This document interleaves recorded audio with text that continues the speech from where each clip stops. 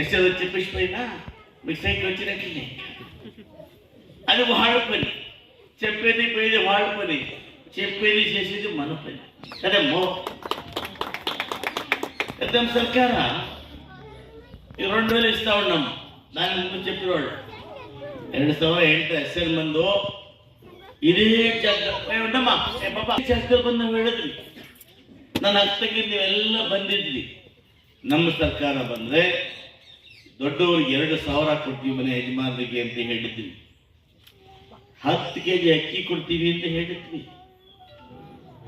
ನಿಮ್ಮ ಮನೆಗಳಿಗೆ ಫ್ರೀಯಾಗಿ ಕರೆಂಟ್ ಕೊಡ್ತೀವಿ ಅಂತ ಹೇಳಿದ್ವಿ. ನಿಮ್ಗೆಲ್ಲ ಬಸ್ಸಲ್ಲಿ ಹೊರಡೋದಕ್ಕೆ ಫ್ರೀ ಮಾಡ್ತೀವಿ ಅಂತ ಹೇಳಿದ್ವಿ. ಯಾರು ನಂಬಲಿಲ್ಲ. ఓ ఎంత ఓట్లకు చెప్తారో ఆమె యానా బట్ట ఉండేది ಕದಮ್ಮೋ.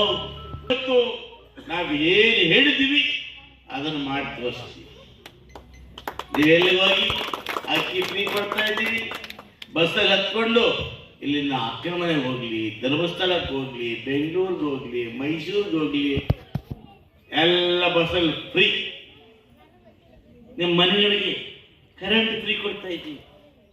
ಆಮೇಲೆ ನಿಮಗೆ ನಿಮ್ಮ ಗ್ರಾಮಗಳಲ್ಲಿ ಯಾವುದೇ ನೀರು ಸಮಸ್ಯೆ ಇಲ್ಲ.